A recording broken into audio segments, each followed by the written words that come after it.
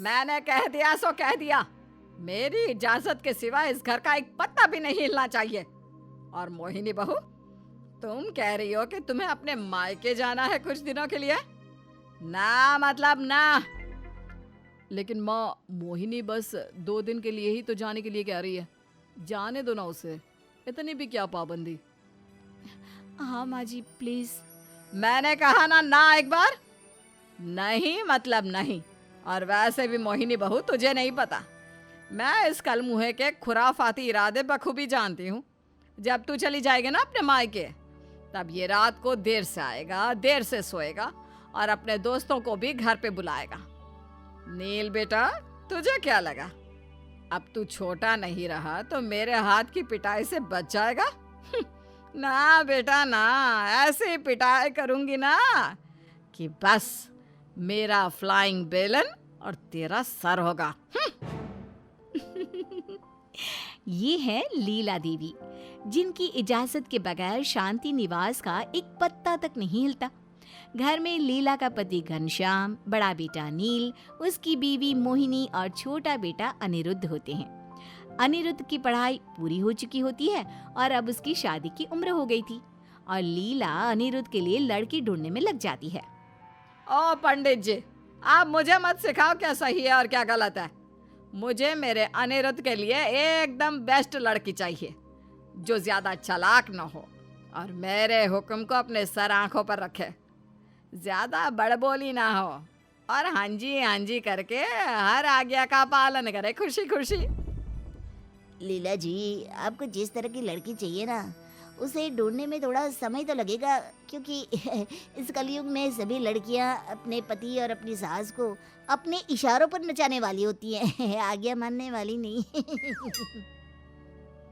लीला कोई कठपुतली नहीं जो किसी के भी इशारों पर नाच ले। मैंने मोहिनी बहू को एकदम कस के थाम रखा है, वरना ये भी बाकी जंगली पंछियों की तरह उड़ जाएगी।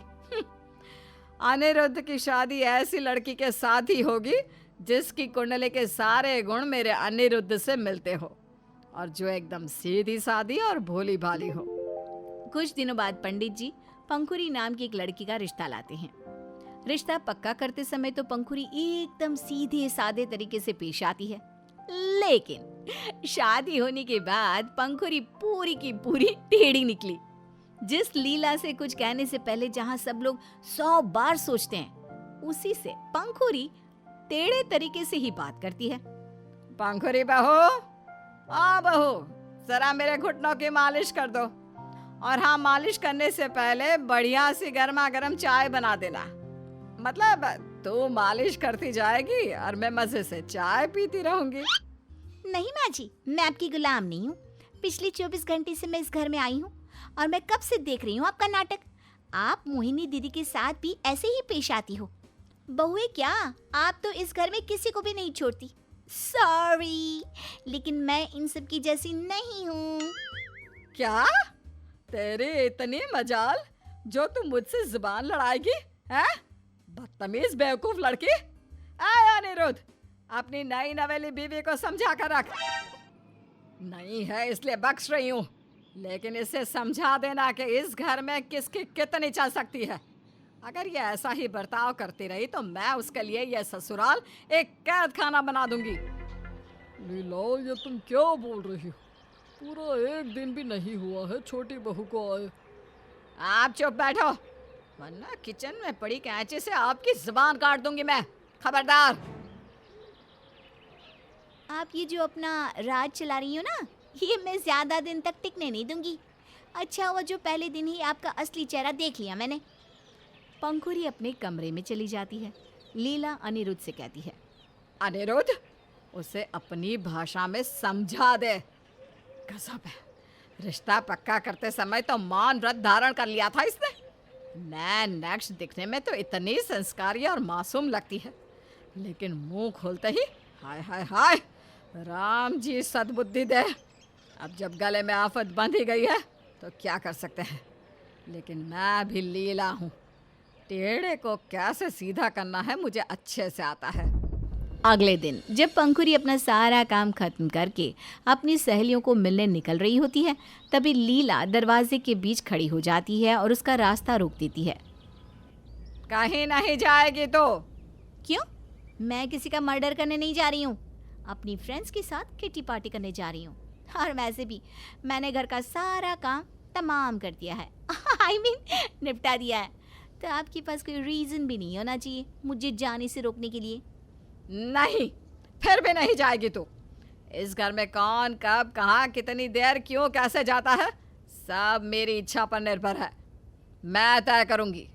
और अभी मेरा ये फैसला है कि तू घर में बैठकर मसाले कूटे और शाम के नाश्ते के लिए पकौड़े बनाए। व्हाट? नहीं, मैं ये सब नहीं करूँगी। मैं क्या आपकी फुल टाइम नौकरानी हूँ जो जब चाहे आप मुझसे कुछ ना कुछ काम करवाती रहेंगी? पंखुरी अपने कमरे में चली जाती है और खिड़की में से बाहर निकलकर वहां से रफू चक्कर हो जाती है। थोड़ी देर बाद, पंखुरी बहू, पंखुरी बहू, कमरे में ही रहना है या बाहर आकर अपनी सास की सेवा भी करनी है? तभी वहां मोहिनी आती है और कहती है, माँ जी, पंखुरी तो अपने कमरे में नहीं है और मैंने उसे बाहर जाते हुए देखा था रसोई में से। क्या? इसका मतलब वो अपने कमरे की खिड़की से भाग गई? आने दो अब उसे, आज उसकी खैर नहीं। पंखुरी जब घूम फिर कर घर लौटती है, तभी लीला झाड़ू लेके दरवाजे पे खड़ी हो जाती है। मना किया था ना जाने से तुझे, क्यों गई फिर तो? देखिए माँ जी, आप मुझसे पंगा मत लीजिए वरना आपको बहुत महंगा पड़ेगा। माँ, जाने दो ना। नहीं, मैं नहीं जाने दूंगी। अरे मेरी बहू सज धज के घूमने फिरने जाती है और मैं उससे सवाल भी ना करूं? सॉरी टू से माँ जी, लेकिन आप सवाल नहीं करती, आप अत्याचार, नेतागिरी और हुक्म करती हो। मैं चाहे घूमूं फिरूं, नाचूं गाऊं, हंसूं खेलूं, कुछ भी खाऊं, कहीं भी जाकर खाऊं, किसी के भी साथ जाऊं, जैसे चाहूं जाऊं। आपको क्या? पंखुरी, इतना कैसे बोल सकती हो तुम? हम बेटे होकर बोल नहीं पाए आज तक और तुमने तो बस चंद दिनों में आकर ही। वही तो, इसकी चमड़ी तो आज मैं उधेड़ कर रहूंगी। नील भाई, ये तो आप सबकी गलती है। आप सब हमेशा से यही तो करते आ रहे हो, इनके सामने भीगी बिल्ली बनकर रहते हो। लीला, छोटी बहू बिल्कुल सही कह रही है। तुम ये छोटी छोटी बातों पर हमें कुछ भी नहीं कह सकती। माँ जी, पंखुरी एकदम सही कह रही है। हम सब बस आपकी जूती की नोक की समान ही है। आपने इसी तरह हमें ट्रीट किया है। चुप, सब के सब चुप। तुम सबकी जुर्रत कैसे हुई मुझसे ऐसे बात करने की? अभी के अभी सब के सब मुझसे कान पकड़ के माफी मांगो। चलो, उठक बैठक भी करो, चलो। नहीं, कोई भी आपसे माफी नहीं मांगेगा। मैं ये घर छोड़कर जा रही हूँ। मुझे ऐसे पिंजरे में रहना ही नहीं है। मुझे भी नहीं रहना। जहाँ पंखुरी वहाँ मैं भी नहीं रहूंगी इस घर में।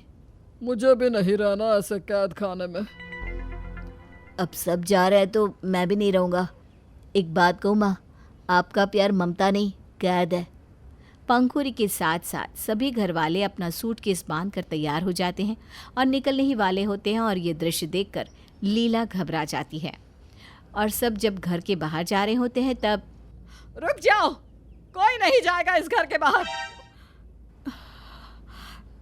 मुझे माफ कर दो सब, मैं आज के बाद ऐसे नहीं बर्ताव करूंगी।